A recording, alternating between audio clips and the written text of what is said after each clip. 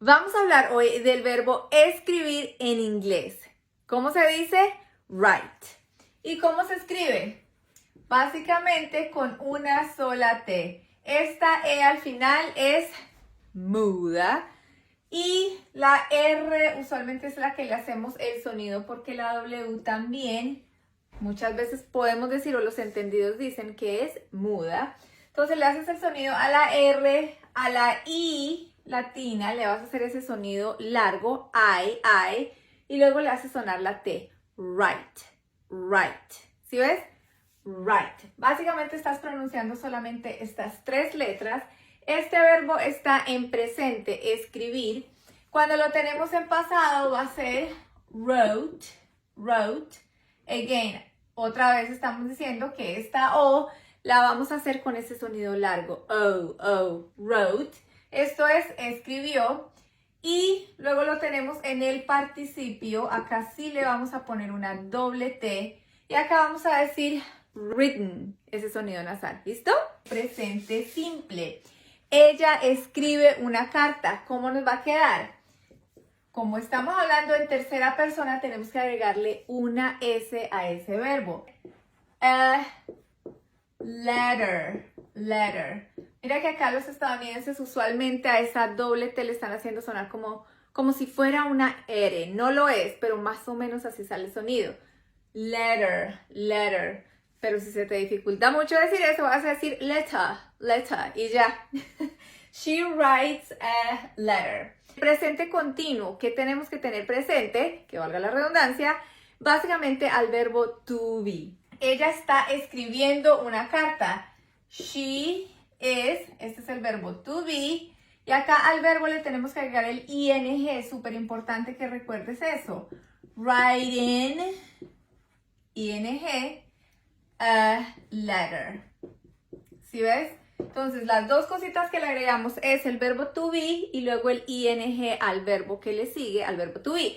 En este caso podríamos ver como que el verbo to be va a ser un verbo auxiliar, nos está ayudando. El pasado simple, súper simple, ahí vamos a utilizar el verbo en pasado, que ¿cómo se dice escribió? Wrote.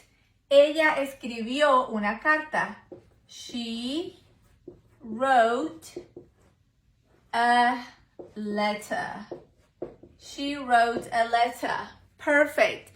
Y ahora, ¿cómo lo vamos a hacer con el pasado continuo? Es muy parecido al presente continuo. Lo voy a dejar ahí para que le prestes atención.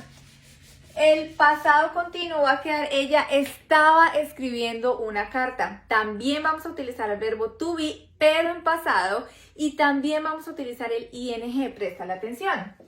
She was writing a letter. De resto, todo nos queda igual. Y ahora el presente perfecto. ¿Qué tenemos que tener en cuenta ahí? Que necesitamos la ayuda del verbo to have, pero en este caso nos va a quedar como auxiliar. Ella ha escrito una carta. ¿Cómo nos queda?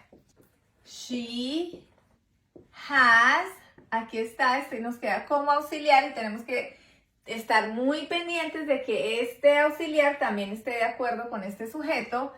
Y vamos a utilizar el participio del verbo escribir. Written.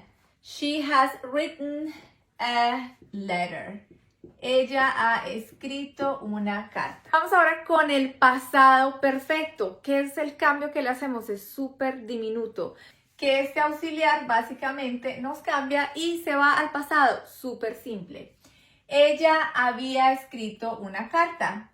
She had written a letter.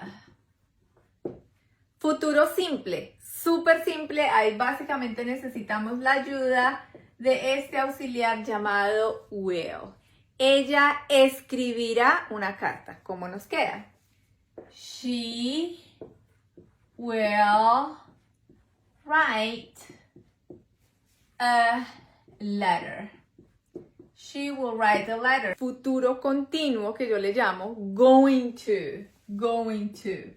Acá está. Going to. Ella va a escribir una carta. ¿Cómo nos queda?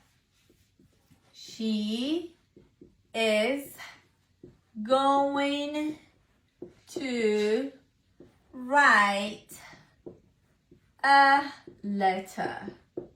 Súper fácil, ¿sí? Vamos a hacer el último, el modal perfecto. Ella debería haber escrito una carta. ¿Cómo nos queda?